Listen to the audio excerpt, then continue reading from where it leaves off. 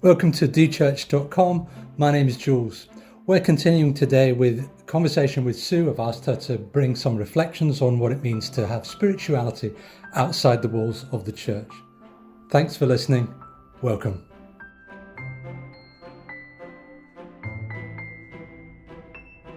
Thanks, Jules.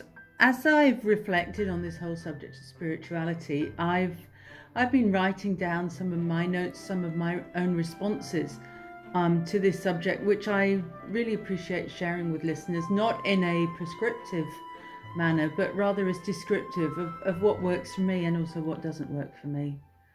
So what works for me? Being in nature works best.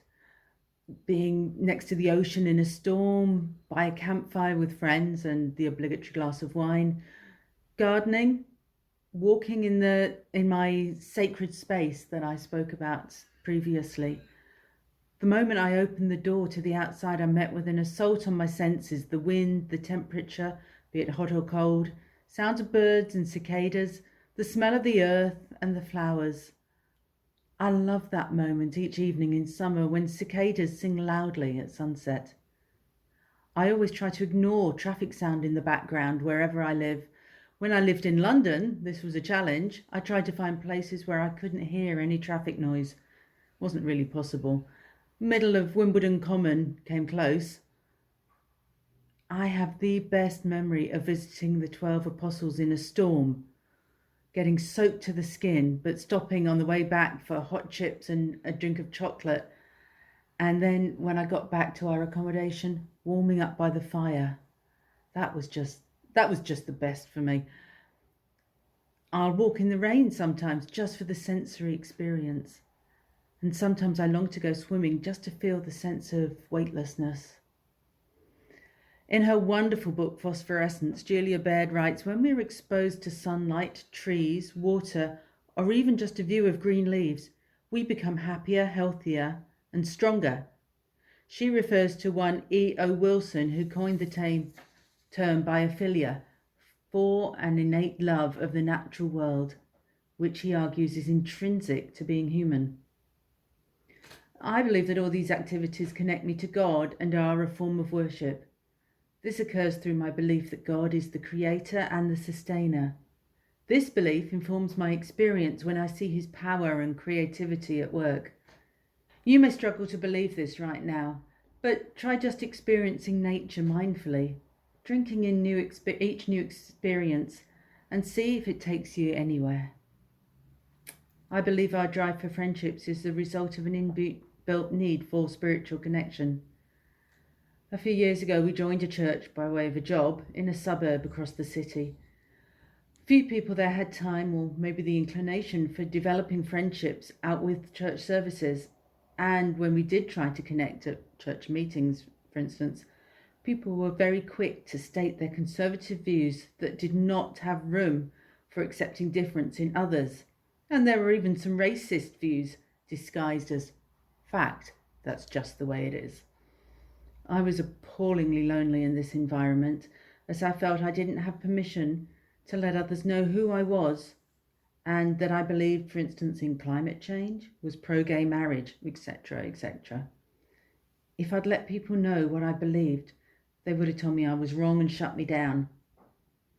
In this situation, my spiritual need for deep faith-based connections was not met. I once heard loneliness described as being unable to show others your authentic self. I was very lonely in that situation and began to suffer from anxiety and depression. There seems to be a need for a level of friendship with others in which our sense of spirituality is aligned, whatever this looks like. We all need friends who get us. It's with these people that we can be fully transparent in a context of our joint recognition of transcendence. My friend Gwyn is one such person. We talk about anything together. Interestingly, we come from somewhat different faith backgrounds, but this doesn't seem to get in the way of our friendship at all.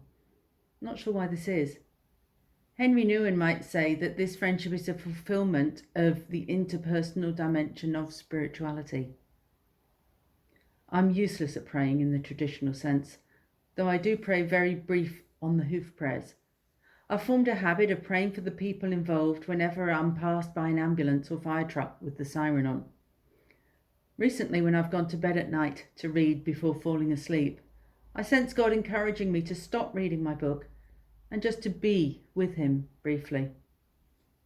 One reason I took up theological study was because I was so useless at Bible study. I think it's helped, although I could still do more of this, or is this classical evangelical guilt, I wonder. I spoke about my spiritual place in the last podcast.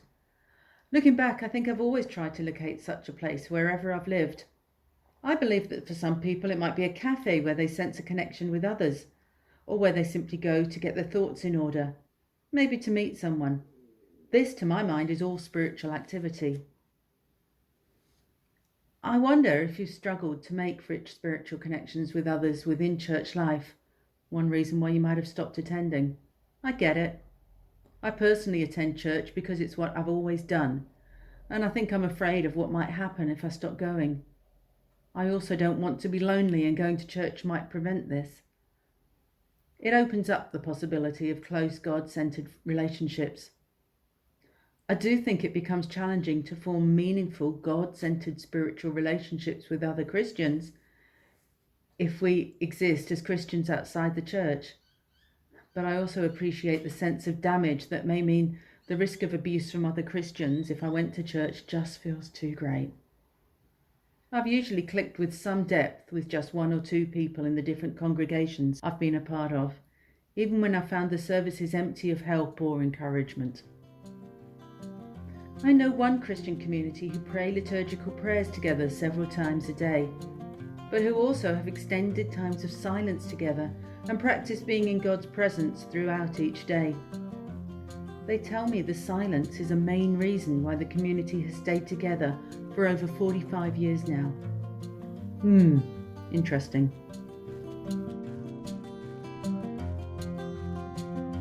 You've been listening to Dchurched.com. Don't forget to like us in your podcast provider. Thanks for listening.